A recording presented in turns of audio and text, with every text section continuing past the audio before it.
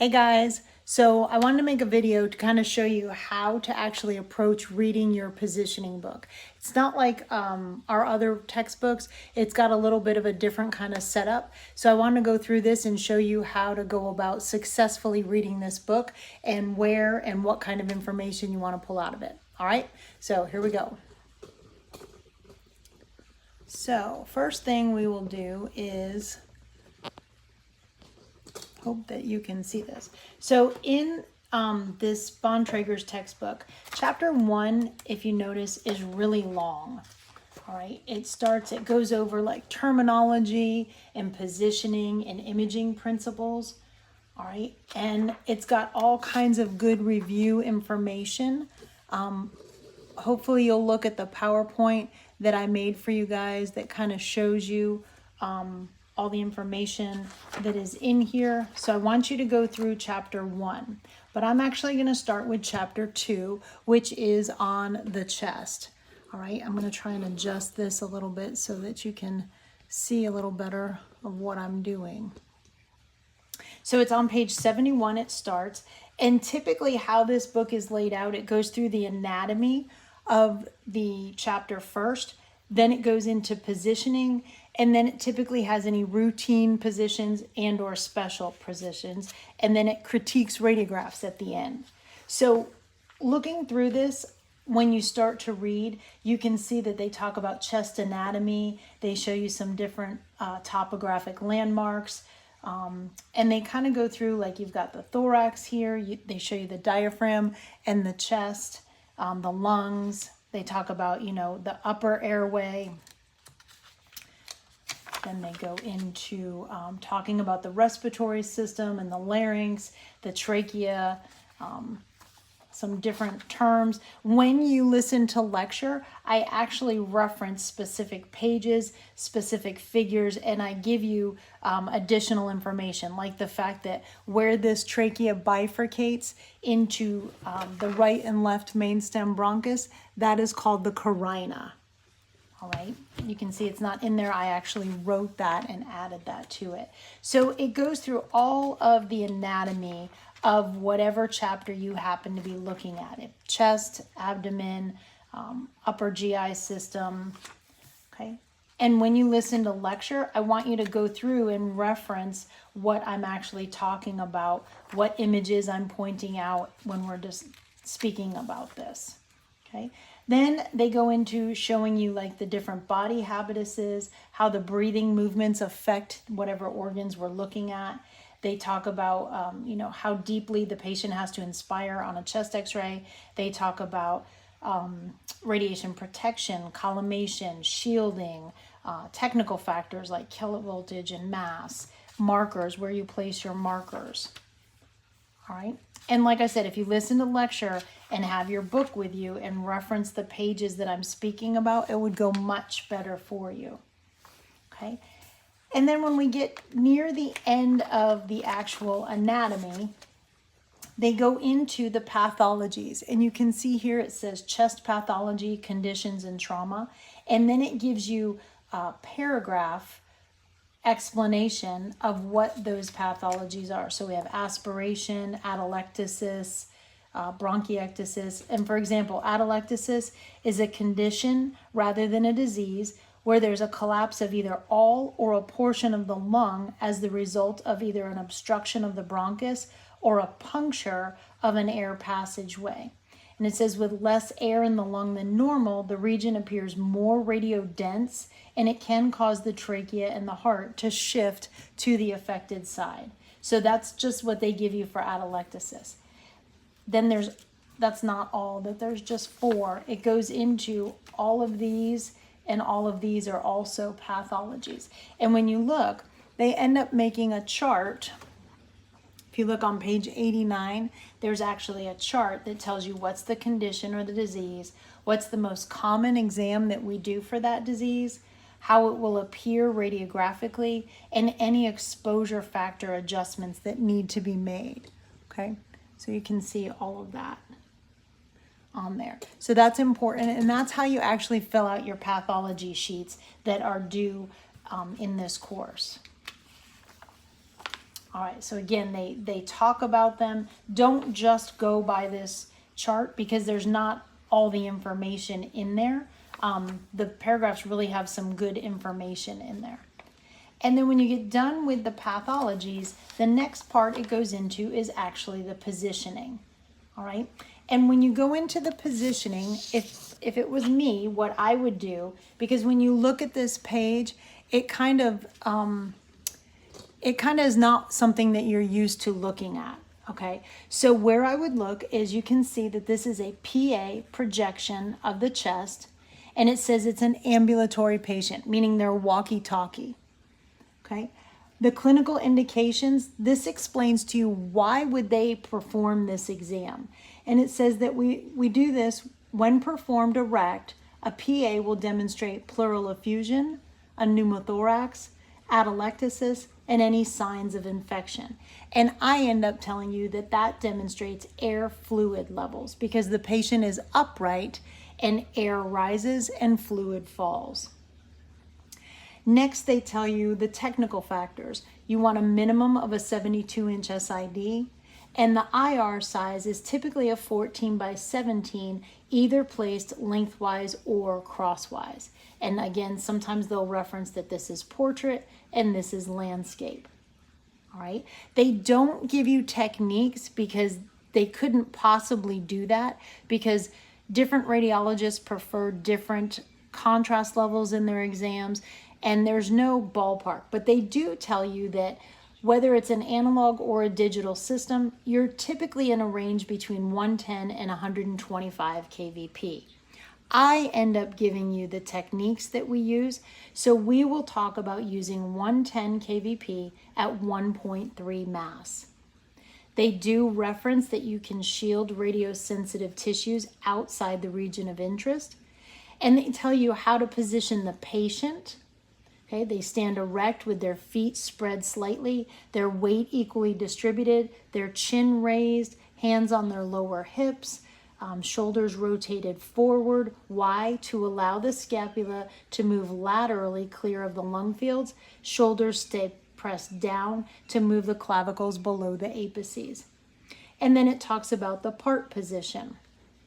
Okay, and then it tells you the central ray. So the central ray is perpendicular to the IR and centered to the mid-sagittal plane at the level of T7. And T7 is found 7 to 8 inches below the vertebral prominence, or you center to the inferior angle of the scapula. Then it tells you how you should collimate and the breathing, which is very important. And this tells you exposure is made at the end of the second full inspiration. All right. And then it gives you a picture always of what the image should look like, not labeled. And then it takes that same image and actually labels it so that you can see what parts there are on that radiograph. Down here in the red section, it tells us this is your evaluation criteria. So this is what tells you if your image is diagnostic or optimal or a quality image. So it tells you what anatomy has to be demonstrated. You need to include both lungs from the apices to the costophrenic angles. You need to demonstrate an air-filled trachea. You need the hilum region markings, the heart, the great vessels, and the bony thorax. It tells you that the chin should sufficiently be elevated to prevent superimposing the apices. The shoulders should be rolled forward to prevent superimposition of the scapula. If a patient has very large pendulous breasts, those should be lateral to the lung fields. There should be no rotation, meaning that both SC joints are equidistant from the center of the spine. The distance from the lateral rib to the vertebral column are the same on each side from upper to lower ribs. Collimation should be equal near the top and bottom, with the center of the collimated field, the central ray, to T7 on most patients. There should be full inspiration with no motion and a minimum of 10 posterior ribs above the diaphragm. Okay, so that's the kind of stuff that we look for to tell us if we have a diagnostic image. Now, what do we do with that? Well, I've given you guys an Excel spreadsheet That was in your handout. And this, if you look at this, I would have it out while I was reading. I would probably read through it once and then go back and fill it in. So the first thing they talk about, or what I gave you, is a chest x-ray. And it has the positions, which in this we're going to look at the PA, and you'll also look at the left lateral. And then I wrote on here page. And notice I'm writing in pencil. And that's because if you decide that you wrote something incorrectly or you want to change it, it's easier if it's in pencil than if you write it in pen and then have to go back and fix it. So this is how I would approach looking at the book. What position am I looking at? What is the exact central ray? What's the technique? Now, this will be blank until you listen to me and lecture or we talk while we're on ground. What size is the IR that we use? Is it placed landscape or portrait, lengthwise or crosswise? And what structures are shown to make it a diagnostic image? So each of these tells you how to approach looking at the book. So if I put this down and I attempt to be able to let you see this, okay, the chest x-ray. I wrote that PA chest is on page, I'm going to write page 92 in case I have to go back. What is the exact central ray? Well, I look right here where it says CR, and it says the CR is at the level of T7, and I end up telling you that that is found at the inferior angle of the scapula. So my exact central ray is T7, which is the inferior angle of the scapula. The technique, well, I had told you guys already what it was, and it's in lecture. So 110 kVp at 1.3 mass is a good baseline. So 110 kVp at 1.3 mass.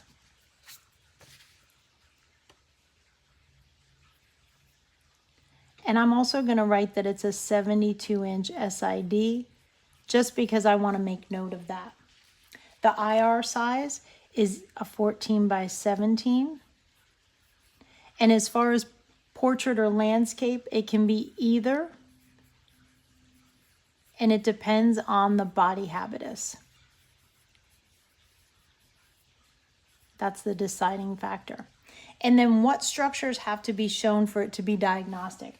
This is where you kind of paraphrase from here. So we need both lungs, both complete lungs, air-filled trachea, hilar markings, the shoulders rolled forward, the chin elevated. So I'm just going to make some notes, and I'm going to say that we need all of the lungs. We need hilar markings.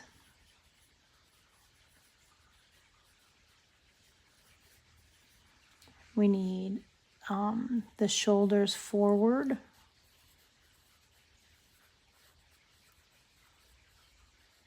It also said we need 10 ribs above the diaphragm. And you can see I'm making like little shorthand, like arrows up, and kind of paraphrasing and trying to save space because I didn't really give you guys a whole lot of space to write that. It's double inspiration, meaning that you have the patient take in a breath, blow it all out, take in a second deep breath, hold it, beep, make your exposure. Okay, so this is how I would approach reading the book. This is the information that you want to pull out of there. What's the central ray? What's the technique? And I might add the SID in there. What size is my IR? Which way is it placed? And then typically you're always going to have a 14 by 17. But for example, if you used a 14 by 17, but it was collimated to a 10 by 12 lengthwise, then I would literally write 10 by 12 lengthwise collimation. We all know that it's going to be a 14 by 17, but you want to know, like, what's your field of view? All right. And then I'm not going to go through the whole second one, but if I did, I would be looking at the left, oops, not that one. Sorry about that. The left lateral, which is right here on page 94. So I would write page 94. I'm going to ask myself, where is the central ray? Well, I can look under central ray. The technique, I either listened to lecture already or I will give it to you. The IR size is a 14 by 17, always placed lengthwise. And then as far as criteria, same kind of thing. You need the entire lungs. The sternum should be anterior. The chin and arms are elevated, no rotation, no more than 1/2 inch separation between the posterior ribs. And this is all things that we talk about or we look at. But that's how I would approach reading this book. Go through the anatomy with lecture, then look for these specific things. Again, it's a lateral chest on an ambulatory patient. Okay. And then there's different ones. We also have the decubitus, which implies it's a horizontal beam, right? And that's on page 97. And then the apelordotic, which is on page 98. And you can see there's some other views in there. I didn't have them on your sheet. The ones that are on your sheet typically are the most common ones or the ones that we comp. All right, but realize there are more exams in the book than what I have on the spreadsheet. It does not mean you're not responsible when we talk about the anterior and the posterior obliques, which there is lecture on that. It's just not on the spreadsheet. That was just an example for me to show you how and what information you're pulling out of these. Okay, and then and this is just examples of those obliques. And then at the end of the chapter, they always give you some radiographs to critique. They ask you, what's wrong with these pictures? What's missing from these pictures? All right? That's just a good way to go about the approach to reading this textbook. Now, one more thing I'll point out, and that is the workbook. Okay, when we look at the workbook, if we look at chapter 2, I'll go through that same one because this is what you're going to do week 1. All right, so chapter 2, you can see it starts on page 41, and these are all your objectives, meaning when you get done, this is what you should be able to recognize about chest anatomy and positioning. So the actual part that you fill in begins on part 1 on page 42, and it says radiographic anatomy. And it asks you to fill in the blanks regarding the radiographic anatomy of the chest. And it references pages 72 to 79 in the textbook is where you would find these answers. Okay. And then it has in section 1, there are, so far we're up to 12, 18, 19. It gives you some images, it gives you some radiographs that asks you certain questions about, what is letter A, what is B, etc. Part 2 talks about technical considerations, and it again, pages 80 to 91. What type of body habitus is associated with a broad and deep thorax? That would be a hyperstenic patient. All right. What's the minimum number of ribs that should be demonstrated above the diaphragm on a PA radiograph of an average adult with full inspiration? 10 or more. So those are the kind of things you fill in. Now, hopefully some of them you could answer without looking in the book, because this is designed to let you know, what are you learning from that? Are you learning what is necessary? Or are you missing all of that? I'm not saying you can't look in the book, but what I am saying is try to see if you could answer it before looking in the book. It goes into, 4 pathologies, explain 3 reasons chest should be taken with the patient erect if their condition permits. Just really good questions about all of that. And you can see we're already up to 39, and it goes to 41. Then review exercise C is about positioning the chest. Again, it references the page numbers. So we go through C, and then for D, they talk about problem solving for technical errors and positioning errors. Okay, now that's just telling you, like, if you did this, it says a radiograph of a PA view of the chest shows that the SC joints are not the same distance from the spine. Remember when we read about it being diagnostic, it said the SC joints should be equidistant from the spine, meaning equal. The right SC joint is closer to midline than the left. What is the positioning error? So if the right SC joint is closer to midline than the left, the patient is actually rotated into an RAO position. And I know that won't make sense right now, but that's what they're looking for. If the right SC joint is smaller and the left one is bigger, it means that the patient is actually rotated into an RAO, which would close that SC joint a little bit and open up the left one. Okay. All right. And then it goes into my favorite part, and I'm giving you heads up, fair warning. They talk about situations. Okay. And there's up to 15. It starts with number 5. So there's 10 situations. The situations are what force you to critically think your way through the exam. On exams, I love situations. I also really like to hit pathologies. So there's your fair warning that on your exams, guarantee there are going to be multiple situations and multiple pathology questions.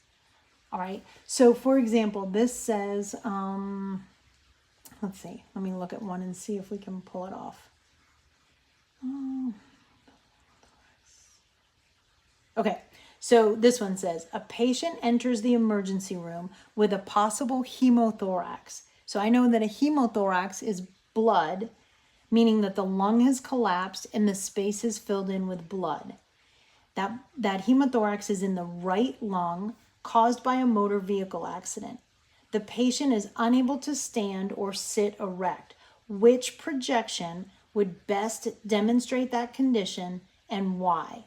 Now, again, I know you don't know this yet, but this is how you would think that through. All right, we like to do the chest upright, but they're telling us the patient cannot. The patient has a possible hemothorax. Now, hemothorax is blood. Blood is fluid. Fluid falls. I would know by the time I got to this that I need to do a decubitus, which means a horizontal beam to demonstrate air fluid levels. But the fluid will fall, air will rise. So I need the fluid side down. So the right side needs to be down, which means the left side is up. So for this particular exam, I would do a right lateral decubitus of the chest. That's what your answer would be. What projection? A right lateral decubitus of the chest. And why? Because that will demonstrate the fluid falling and any air rising. And that's how I demonstrate those air fluid levels. If it's fluid, then that side of the body needs to be down. If you're looking for air, that side of the body would be up. So this particular one, number 9, is a right lateral decubitus of the chest. If it said they had a possible pneumothorax in the right lung, so air caused by the motor vehicle accident, air rises, so I would need that side up. So if right side's up, decubes are called by the side down. So that answer would be, if that said possible pneumothorax in the right lung, I would do a left lateral decubitus chest, which would place the right lung up and air rises, and that would be the one to best demonstrate that condition. Okay, so situation questions make you think. That's what we do all day, every day in the field, is we have to think on our feet. So you want to attempt these and not look in the book for that, and there's not really a way you'll find the answer clearly, you have to know those kind of things. Like, okay, if they can't stand and I need to demonstrate an air fluid level, it's got to be a decubitus.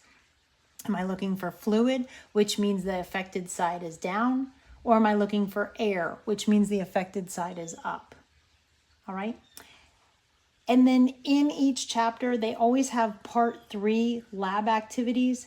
You never have to do part 3 because this is where we actually go into our lab and we do our own portfolios. So that's the last part that you do not do. So you never have to do part 3, okay? And then you'll see the self-test, all right? It says self-test. This, you don't turn into me, like week 1, you have to do all of chapter 2 minus the self-test, meaning don't do this. You'll take a video for me and your video will start on page 41 and you'll flip through and make sure that I can see all of your answers to show me that you've completely done it so that you get credit for the homework. So you flip through that. I know that you don't do that, and you stop at the self-test. The self-tests are designed for you to take those. They're due usually the day before the midterm. You can turn them in earlier, but the self-test is designed where you take it and then I'll send you the answers and you grade yourself to see how well you know the information before you take the exam. So this self-test starts with question 1. You can see there's diagrams on there. There's x-rays on there. There's questions, there's situations. And this has 40 questions in the self-test. So you would take the self-test, I send you the answers, and then you grade yourself out of how many you got right out of 40.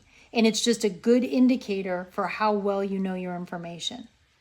So for example, week 1, you have to show me chapter 2 minus the self-test.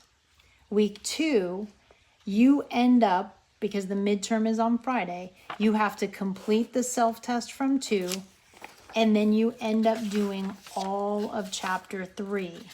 So the front part of it that we just went through, not part 3, and then you end up doing the self-test. And all of that is due by Thursday afternoon so that I can send you the answers. This one has 45 questions. All right?